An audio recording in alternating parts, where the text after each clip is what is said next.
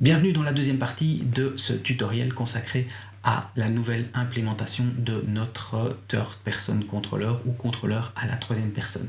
Dans cette vidéo, nous allons voir comment utiliser le package Animation Rigging pour créer des animations procédurales et donc dynamiques pour notre personnage. Vous n'êtes pas encore abonné, alors n'hésitez pas à le faire dès maintenant pour ne rater aucune des prochaines vidéos. N'hésitez pas non plus à cliquer sur la cloche et à laisser un pouce bleu et un commentaire, ça fait toujours vraiment plaisir et ça donne à manger à l'algorithme de YouTube. Comme pour la vidéo précédente, tout le projet est disponible sur GitHub pour démarrer dans les meilleures conditions. Bon, vous êtes prêts? Allez, c'est parti.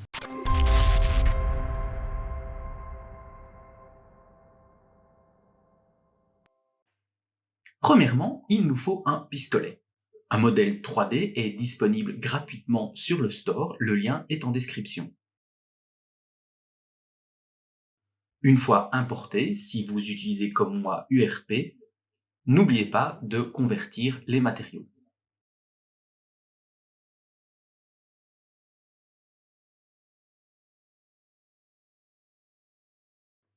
Ajoutons le pistolet sur la scène et téléchargeons le package Animation Rigging de Unity.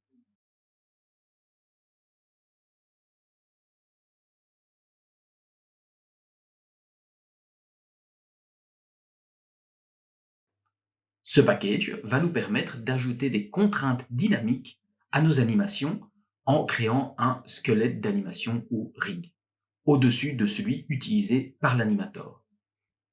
On va donc pouvoir modifier des éléments spécifiques des animations sans impacter l'animation dans son ensemble. Bon, petite démonstration par l'exemple. Sélectionnons le joueur et dans le menu Animation Rigging, cliquons sur Bone Renderer Setup. Cela ajoute un nouveau rig à notre personnage.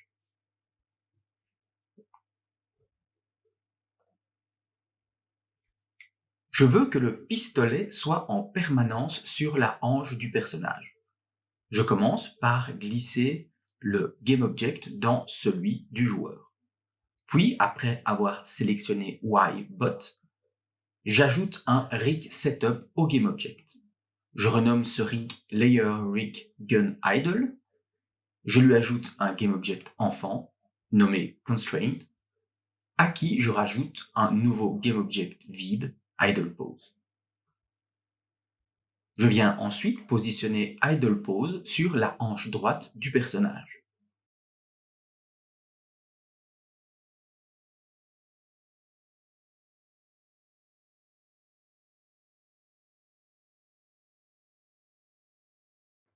À l'objet Constraint, j'ajoute le script Multi-Parent Constraint fourni par le package Animation Rigging.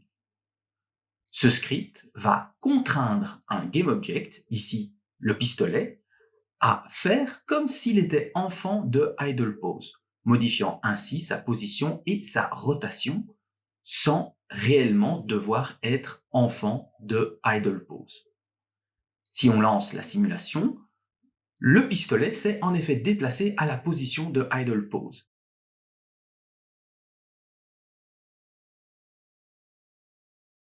En modifiant la rotation du GameObject Idle Pose, le pistolet pivote. Dès que je suis satisfait de la position du pistolet et de sa rotation, je n'oublie pas de copier les paramètres du transform de Idle Pose afin de pouvoir les recoller sur le transform dès que je serai sorti du mode play.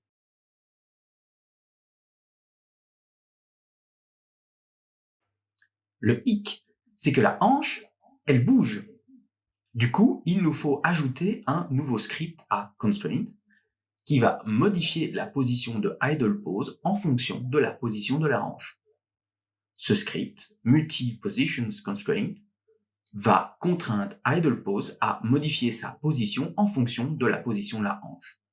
On peut ensuite déterminer un offset pour que le pistolet soit à un endroit moins gênant. Et voilà le pistolet attaché à la hanche, quelle que soit l'animation du personnage. N'oubliez pas, de copier les paramètres modifiés en runtime pour les appliquer une fois sortis de la simulation.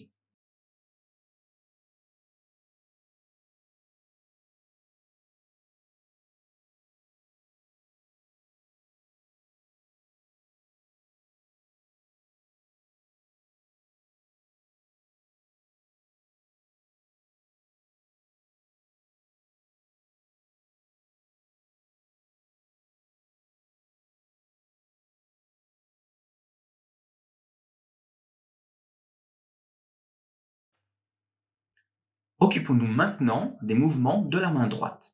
Sélectionnons YBot et créons un nouveau rig. Renommons-le Rig Layer Right Hand. Créons ici un seul GameObject Constraint. Il nous faut également un GameObject qui servira de repère sur l'arme pour le placement de la main droite.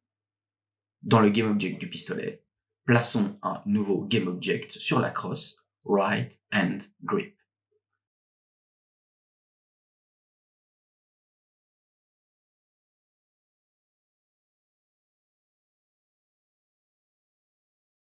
Ajoutons maintenant un script à l'objet constraint du Rig Layer Right Hand.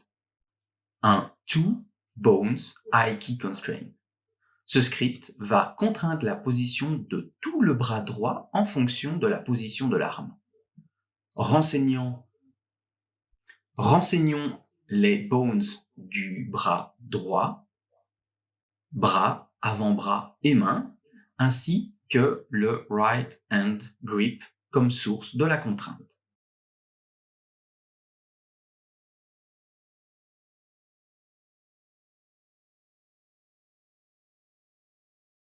Lorsque la simulation tourne, il suffit de pivoter right hand grip et légèrement le déplacer pour que la main droite se positionne au bon endroit.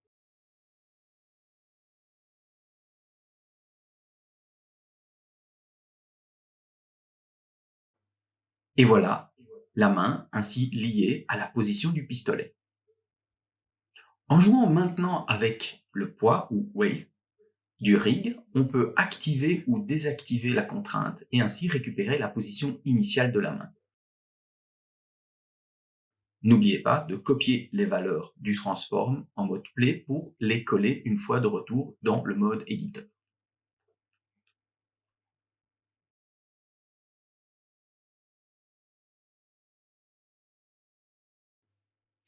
Pour la main gauche, c'est tout pareil, en créant également un GameObject Left Hand Grip dans le pistolet. Dupliquons Rig Layer Right Hand et renommons-la Rig Layer Left Hand. Comme ce rig n'a pas été créé de manière conventionnelle, il faut revenir dans YBot et dans le script Rig Builder, venir ajouter manuellement le Rig Layer Left Hand dans la liste des layers.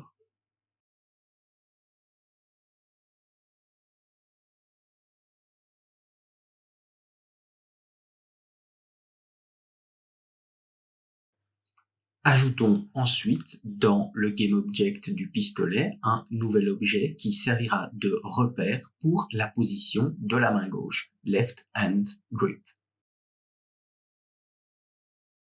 Dans le script toBone iKey constraint de l'objet Rig Layer Left Hand, renseignons maintenant toutes les parties du bras gauche et prenons comme source de contrainte le GameObject Left Hand Grip du pistolet. On voit alors passer la main gauche à travers le corps du joueur en tentant d'atteindre le pistolet. En réglant le poids du rig sur 0, on désactive la contrainte pour le moment.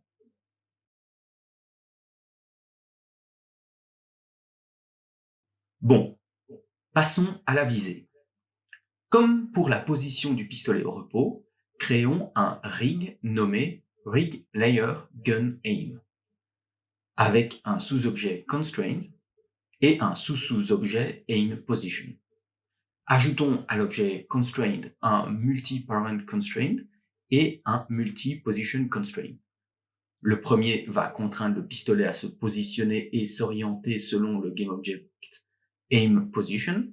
Le multi-position constraint va obliger aim position à suivre la position de l'épaule droite du joueur.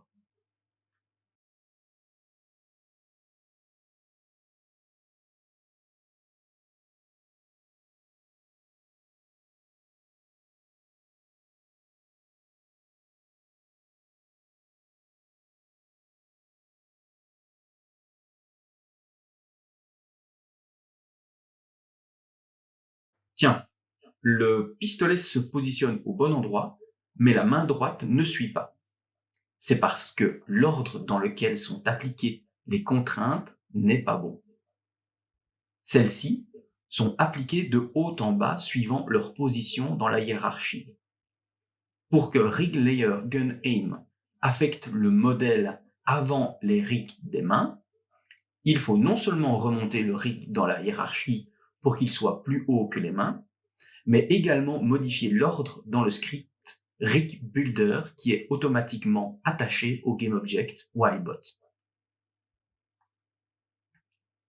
Une fois placé au bon endroit, on voit bien que Rig Layer Gun Aim affecte la position du pistolet qui lui-même modifie la position de la main droite. Pas mal, mais on peut encore faire mieux, plus juicy. On va faire pivoter le pistolet en fonction de la direction dans laquelle regarde la caméra. Pour ce faire, je n'ai pas trouvé de solution élégante et il va falloir ruser. Premièrement, créons un GameObject, enfant de la caméra, et plaçons-le à 20 unités devant la caméra. Il servira de repère pour la rotation du pistolet. Pour effectuer cette rotation, créons un GameObject GunPivot et glissons le pistolet dedans. Plaçons GunPivot à hauteur de l'épaule du joueur et déplaçons le pistolet vers le bas, bien que sa position sera gérée par les contraintes que nous avons déjà créées.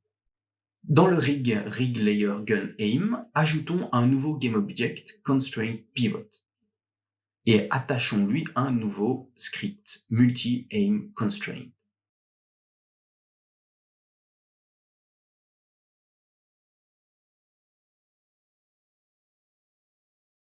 Ce script va contraindre GunPivot à regarder vers Aim Direction, le GameObject que nous avons placé dans le GameObject de la caméra. Dans les settings, on peut restreindre les axes affectés ainsi que l'amplitude de rotation. Et voilà notre pistolet et donc nos bras qui pivotent lorsque la caméra regarde vers le haut ou le bas. Et ça, c'est cool.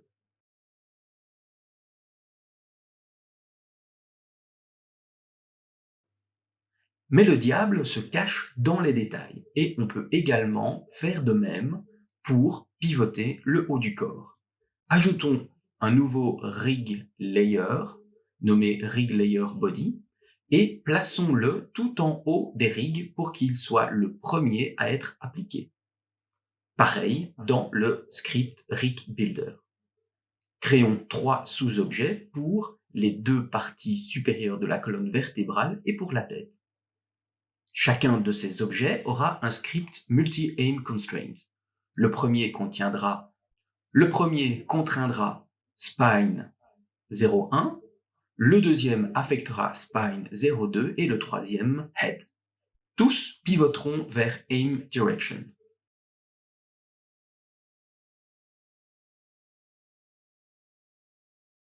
On limite l'axe affecté et l'amplitude, et voilà. Tout le haut du corps pivote en fonction des mouvements verticaux de la caméra. Pas mal, n'est-ce pas? Bon, il nous reste à activer et désactiver les rigs en fonction de nos besoins. Pour cela, créons un nouveau script Rig Manipulator et importons notre package préféré DoTween pour tweener facilement le poids de chaque rig.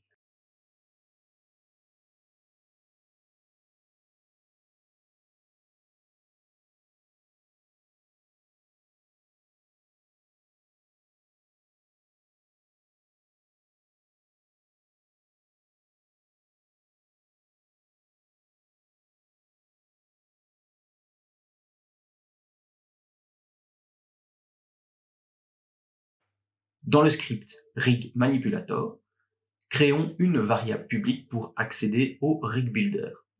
Ajoutons deux fonctions, activate aim rig et deactivate aiming rig.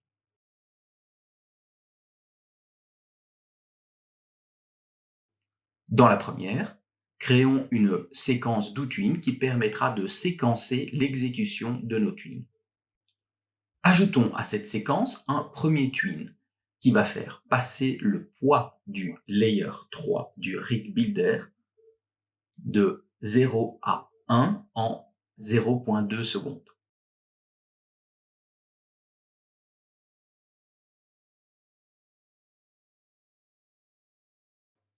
C'est la main droite qui vient saisir le pistolet. Lorsque ce twin est terminé, on va lancer le twin qui modifiera le poids du layer 2, c'est-à-dire rig layer gun aim. En même temps, on modifie les layers 4 et 0, la main gauche agrippe le pistolet et le haut du corps réagit à la rotation de la caméra.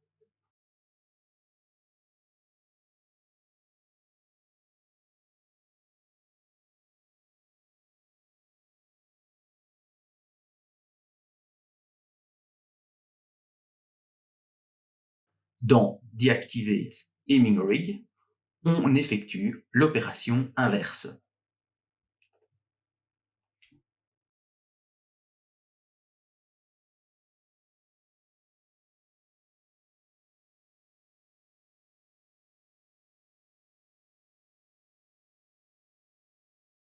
Dans l'éditeur, glissons Rig Builder dans Rig Manipulator et ouvrons Character Movement.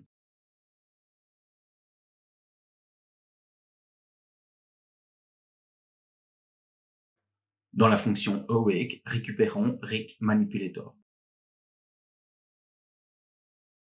Dans la fonction Switch to Aim State, appelons Activate Aiming Rig et dans la fonction Switch to Default State, appelons Deactivate Aiming Rig.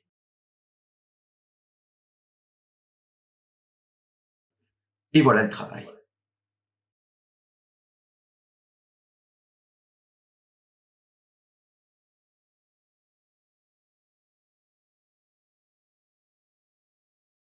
Merci d'avoir regardé cette vidéo jusqu'au bout. Comme toujours, ça me fait vraiment plaisir. N'hésitez pas à laisser en commentaire un petit message sur ce que vous en pensez et ce que je pourrais améliorer pour les prochaines vidéos. Et donc, en attendant la prochaine, moi, je n'ai plus qu'à vous souhaiter une bonne journée, une bonne soirée. Allez, salut, bisous.